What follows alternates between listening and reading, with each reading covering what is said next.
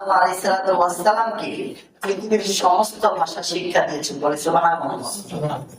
এই পৃথিবীতে কতগুলো ভাষা আছে? 10,000-এর বেশি। এই প্রত্যেকটি ভাষা আল্লাহ রাব্বুল আলামিন আদম আলাইহিসসালামকে শিক্ষা দিয়েছেন। এটা কিভাবে সম্ভব? আল্লাহর সঙ্গে যে আল্লাহ তাআলা আমাকে নাপাক এক ফোঁটা নাপাক পানি থেকে মায়ের গর্ভে সৃষ্টি করেছেন, ওই আল্লাহ তাআলার কাছে সবকিছু সম্ভব। তিনি শিক্ষা দিয়েছেন। তার ভিতরে এই জ্ঞানটা আছে, কিন্তু বাস্তবায়নটা নেই। যেমন আপনার আমার কাছে এমন একটা জিনিস আবিষ্কার হইল যেটার কল্পনায় আমরা কোনোদিন করিও না, কেউ করে না, কিন্তু এটার প্রয়োজনীয়তা আমরা অনুভব করি, কিন্তু ওই জিনিসের নাম শুনে নেই, কোনো বাস্তবায়ন দেখিনি। তো আদম আলাইহিসসালামের ভিতরে একটু অস্থিরতা কাজ করতেছে, কি জানি মানে খাবার দাবার আছে, খাওয়া আছে, ঘুম আছে, প্রস্তাব পায়খানা নেই। জান্নাতে প্রস্তাব পায়খানা ছিল, এখন থাকবে। যার কারণে আল্লাহ রাব্বুল আলামিন সমস্ত জান্নাতীরা জান্নাতে প্রবেশ করার পর একটা ঘোষণা দিয়ে দিলেন ফেরেশতাদের মাধ্যমে, ইয়া আহলাল জান্নাহ ইন্না লাকুম আন তাহইয়াউ ফালা তামুতু আবাদা। এক নম্বর ঘোষণা হবে, হে জান্নাতবাসীরা, আজ থেকে তোমরা চিরকাল বেঁচে থাকবে, কখনো মৃত্যু তোমাদেরকে স্পর্শ করবে না, বলে সুবহানাল্লাহ। দুই নম্বর ঘোষণা, ওয়া ইন্না লাকুম আন তাশিব্বু ফালা তাহরামু আবাদা। আজকে থেকে তোমরা চিরকাল যুবক থাকবে, কখনো বার্ধক্য তোমাদেরকে স্পর্শ করবে না, সুবহানাল্লাহ। তিন নম্বর, ওয়া ইন্না লাকুম আন তাসিহু ফালা তাসকামু আবাদা। তোমরা চিরকাল সুস্থ থাকবে, কখনো অসুস্থ হবে না, সুবহানাল্লাহ। প্রত্যেকটা কথার কথা সুবহানাল্লাহ বললেন, এক একটা সুবহানাল্লাহ বলবেন তো জান্নাতে আল্লাহ তাআলা আপনার জান্নাতে একটা গাছ নির্মাণ করবে। সেই গাছ ইন্না ফিল জান্নাতি লাশ ইয়াসিফু রাকিবু ফিহা মিআতা আমিন সাতসামিআতা আমিন। একবার সুবহানাল্লাহ আপনি যদি বলেন, জান্নাতে আপনার জন্য এমন একটা গাছ, ফলের গাছ আল্লাহ নির্মাণ করে দিবেন, যে ফলের গাছের ছায়ার নিচে একটা অশ্বারোহী দ্রুত গতিশীল একটা ঘোড়া যদি 500 বছর দৌড়ায়, তারপরে ওই গাছের ছায়া সহ্য করতে পারবে।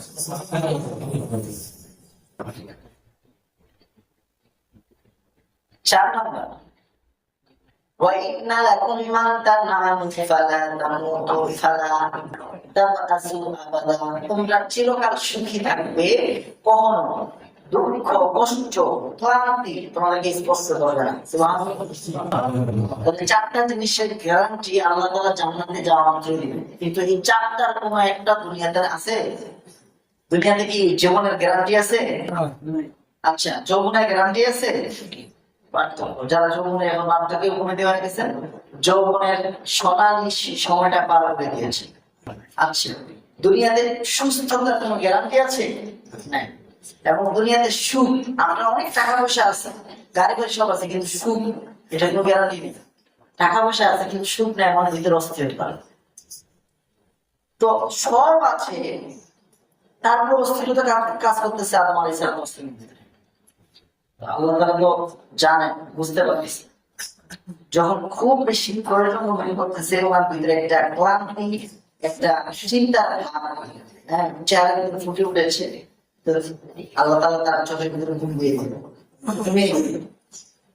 ঘুমানোর পর আল্লাহ তাআলা তার বাম পাঁচ থেকে একটা হাড় কষ্ট পাবেন, একটা হাড় নিয়েছেন, কষ্ট পাবেন। যদি কষ্ট পাইতেন, আজকে কোন স্বামী তার স্ত্রীকে কোন বললে ছাড় দিতে না, মানে যে হাড়টা নিয়েছেন, এই হাড় নেওয়ার ক্ষেত্রে কোনো কষ্ট হয়নি, নিয়ে আল্লাহ রাব্বুল আলামিন বাঁকা হাড় থেকে তৈরি করেছেন।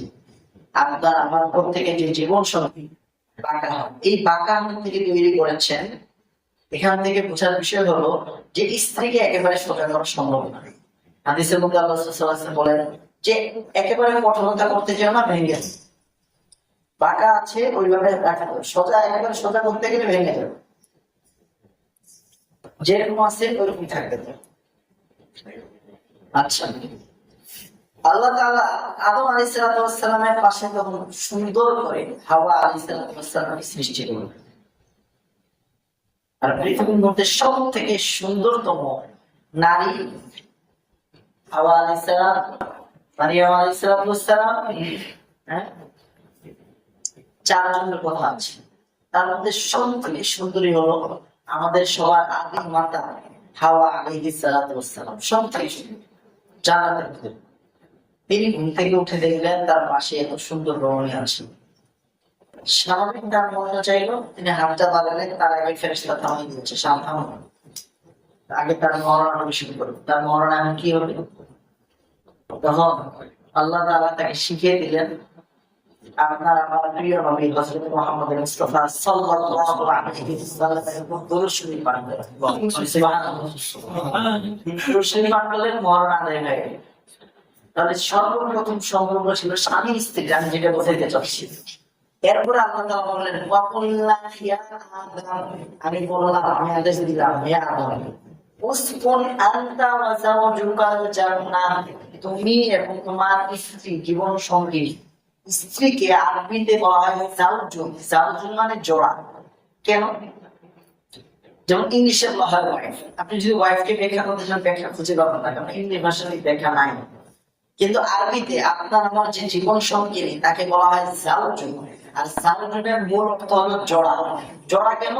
কারণ ডান যে চোখ আছে, ডান চোখের জোড়া কোনটা?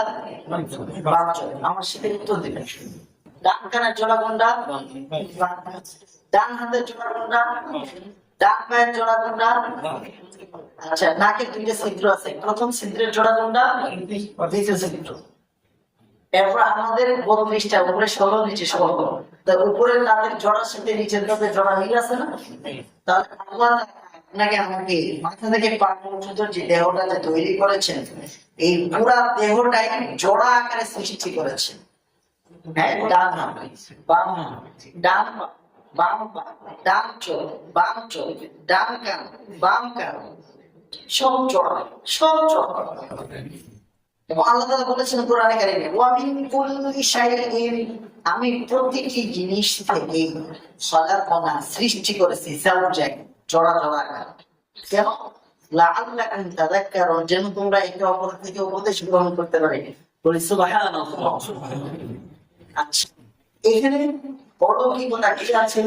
এখানে সায়েন্টিফিক আলোচনা কি আছে? কেন জোড়া বলেছেন? আচ্ছা, এখানে আপনাদের এখানে যে একজন ইমাম সাহেব আছেন, এমন একজন মানুষ আসলো যার ডান হাত আছে, বাম হাত নাই। আচ্ছা বলুন, স্বাভাবিক দৃষ্টিকোণ থেকে যার 2 হাত আছে এমন একজন ইমাম, আর একজন ইমাম ডান হাত আছে, বাম হাত নাই, এমন ইমামকে আপনারা চয়েস করবেন? উত্তর দেন, চয়েস করবেন না। কেন? তার সব ঠিক আছে, কিন্তু আংশিক, তার দেহ কাঠামোর আংশিক ত্রুটি আছে, হ্যাঁ, অঙ্কের ত্রুটি আছে, এই জন্য আমরা অ্যাকসেপ্ট করতে পারতেছি। আচ্ছা, তাহলে যেই যুবকটা যুবক হয়ে গেছে, যৌবনের বয়স চলে এসেছে, হ্যাঁ, তার সব জোড়া আল্লাহ তাআলা দিয়েছেন, কিন্তু তার দৈহিক এবং মানসিক যে শান্তিটা সর্বপ্রথম শুরু হয়েছিল আদম আলাইহিস সালাম থেকে, সেটা তার ভিতরে নাই। তাহলে তার দৈহিক মানসিক এই যে শান্তিটা সে কোথেকে অনুভব করে বলেন তো? তার একজনের ক্ষুধা আছে, সে তার 500 গ্রাম খাবার খাইতে হবে না, কেজি খাইতে হবে, কিন্তু সে খেয়েছে 100 গ্রাম, বাকি 400 গ্রাম খাবারটা সে কোথেকে গ্রহণ করতেছে? বুঝে নিতে হবে, এটা হারাম জায়গা থেকে সে গ্রহণ করতেছে। ঠিক না? ঠিক। কথার যুগ, আপনার যুক্তিকতা একটু বুঝে। তাহলে এই যে অপরাধগুলো ঘটতেছে বেশি, যে অমুক ইমাম 60 বছর হয়ে গেছে, এখন তিনি আগাম, 50 বছর হয়ে গেছে, আগাম করতেছে। এই আপনি খবরের পত্রিকা দেখেন, ধর্ষণ বাড়তেছে। এই ধর্ষণ কেন, কি দরকার? আরে ভাই, তোমার চাহিদা, তোমার তো চাহিদা তো 500 গ্রাম খাবার খাওয়ার, তো তুমি 500 গ্রাম না খাই তুমি 100 গ্রাম কেন খাইছো? আর 400 গ্রাম ছোট ছোট বাচ্চা যারা আছে তাদের প্রতি তোমার এই হিংস্র স্বভাবটা তুমি প্রকাশ করতেছো, এজন্য তাদের মগজটা ধুলাই হয়ে গেছে। আর আল্লাহ তাআলা বলে দিয়েছেন যে এই কোরআনের উপদেশ যে মানবে না, তাকে শয়তান তার মতো করে তাকে চালাবে, শয়তান তাকে তার মতো করে চালাবে। এই জন্য আল্লাহ রাসূল